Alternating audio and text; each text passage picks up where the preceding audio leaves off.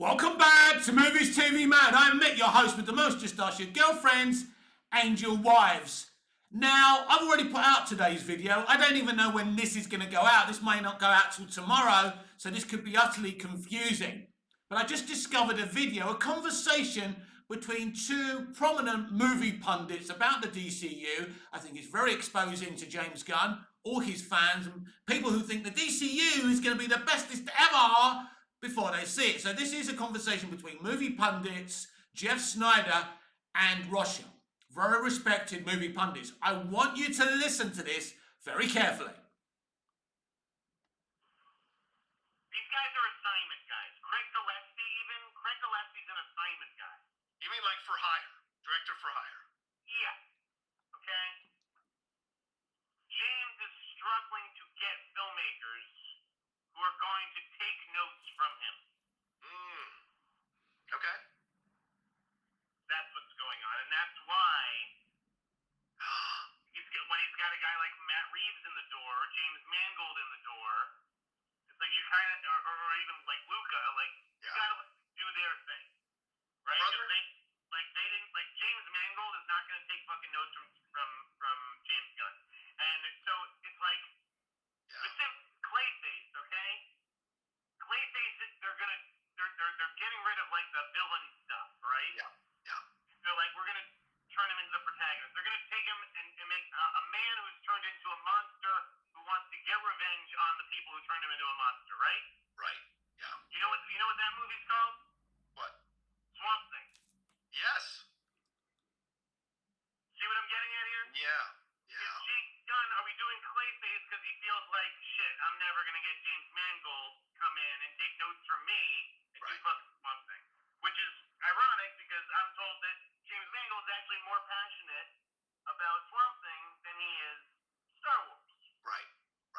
In the next couple weeks, he's going to decide whether he actually wants to press ahead with his Star Wars thing, because that's a huge fucking multi-year commitment. Right. Okay? Didn't we say this at the beginning when we kicked around the idea that he could take the job, that directors, how willing will directors be to take direction from James Gunn? Oh my God, we lost Jeff. Didn't we say that? I'm here. Okay. So no surprise to hear you saying that that's an issue that's popping up now. Yeah. I mean, it's just like I'm just like looking at like notes and stuff. Like, I just wonder if DC is like hedging its bets with this Clayface thing. But like, there have to be other directors. There's no like. Wow, what do you think of that then? That was Russia and Jeff Snyder. I didn't realize there was more to that conversation. That's got a little bit carcass I can't play it for you. But then they start exposing other decisions from DC Studios and James Gunn. The mess that this Batman movie is in. Where is it? Who's Batman? This Clayface situation without a Batman. And they're just exposing a lot of things. And what's interesting is these are prominent movie pundits that are saying exactly what I've been saying.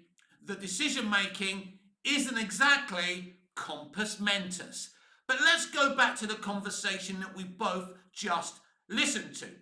Now they talk about Craig Gillespie, and the terms they use is very, very interesting. And what they're trying to say is that this is not a director with a definitive vision. He's not an auteur. He'll take any project he's offered. And being offered a Supergirl movie would be huge for Craig Gillespie. Craig Gillespie, as a director, is a really good director, but he will take notes from James Gunn. Now, as Jeff Snyder said, Matt Reeves, James Mangold, Luca, who directed Queer, are not going to take notes from James Gunn. And here lies the problem with these plastic, condensed franchises, where you've got one person in charge and they're leading the narrative, and they just want different directors to do these different projects, because James Gunn can't make all the movies, can he? It's physically impossible. Like But it goes back to the problem with the MCU. In the early days of the MCU, there was a genuine attempt, we discussed this the other day, there was a genuine attempt to make real movies. Iron Man 2.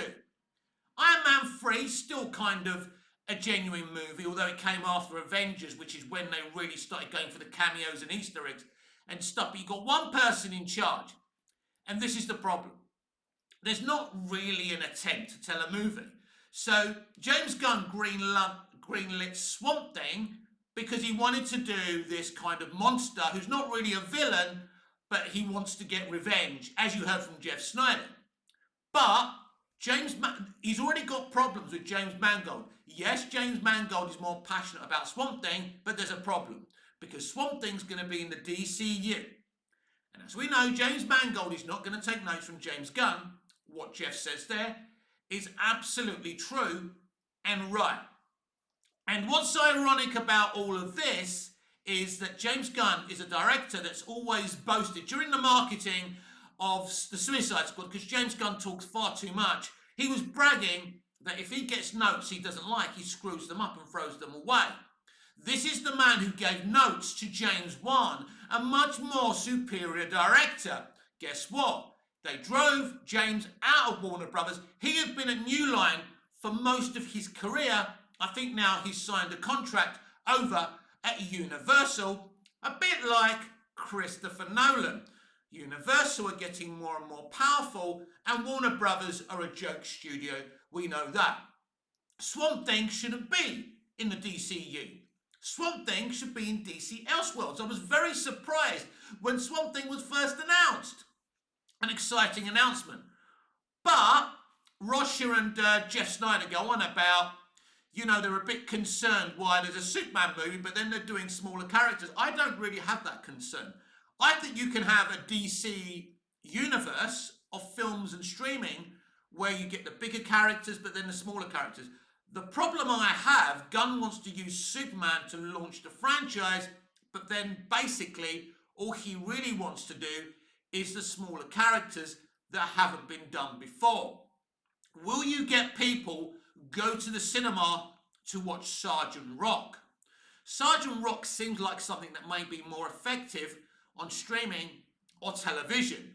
But I'm excited about Sergeant Rock. I'm glad it's happening, especially with Daniel Craig and Luca. But I'm wondering, is there a profitability there? Because this DCU exists to make money. Because if they just wanted to make art, if they wanted to make stuff with a singular vision, which is what I want. I don't want the DCU. I don't want these franchises. I want to see comic book movies written and directed by people with singular visions.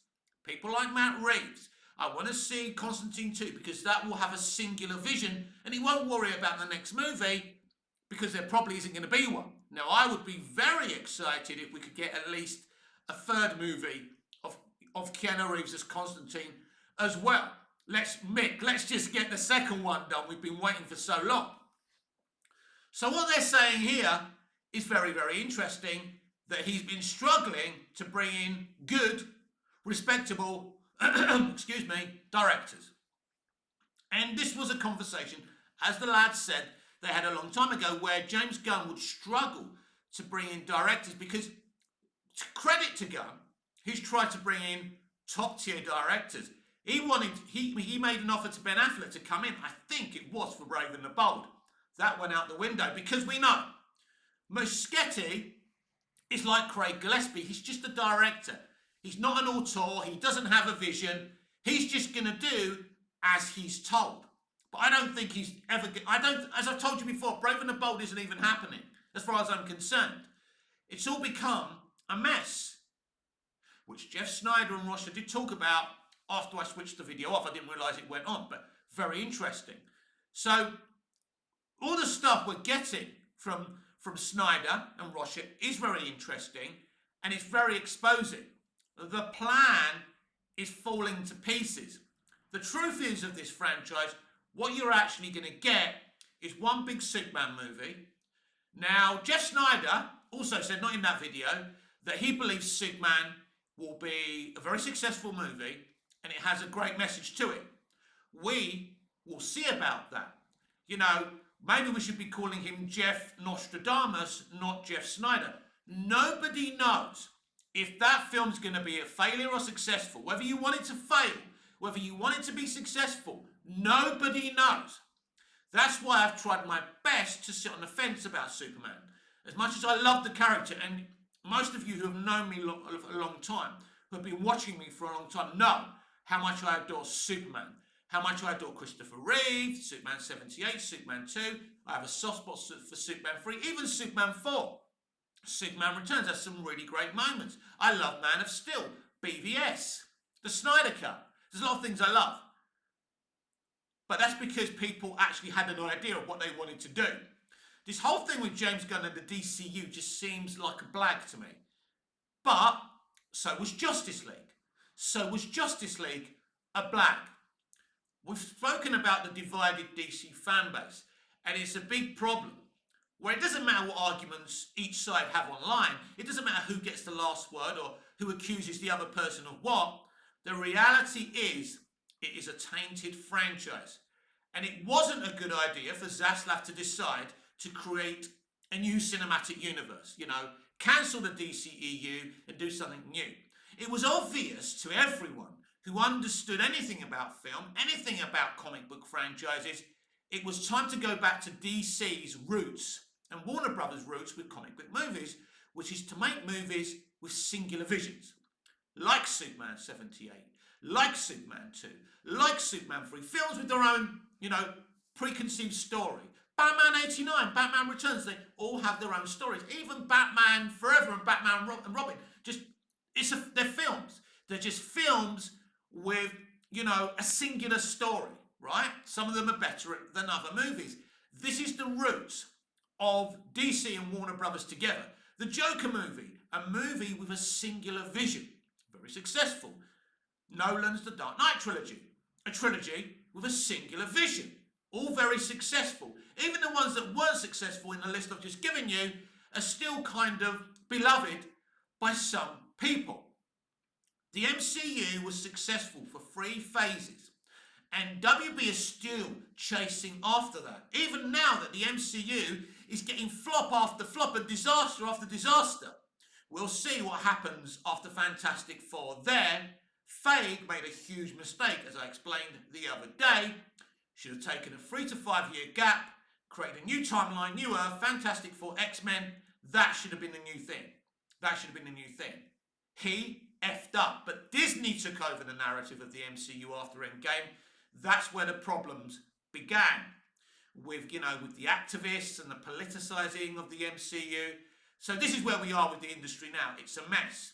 But this subject of James Gunn is very interesting. And what Rosha and really Jeff Snyder are saying is, here's a director who doesn't want notes, who is a director with, you know, who did a Guardians of the Galaxy trilogy, a really good, the Suicide Squad trilogy. Now he wants to bring in top-tier directors and give them notes. This is why Hollywood, part of the reason why Hollywood is on its knees. I'm uploading a video now, you've probably already seen it, where I talk about where movies and TV used to be an event, and they're not anymore. For this reason, we don't want movies with notes. We want the person making the movie to have a vision. The movies we grew up with, you know, of course studios gave directors notes, but they had the talent and the respect within the industry to say no.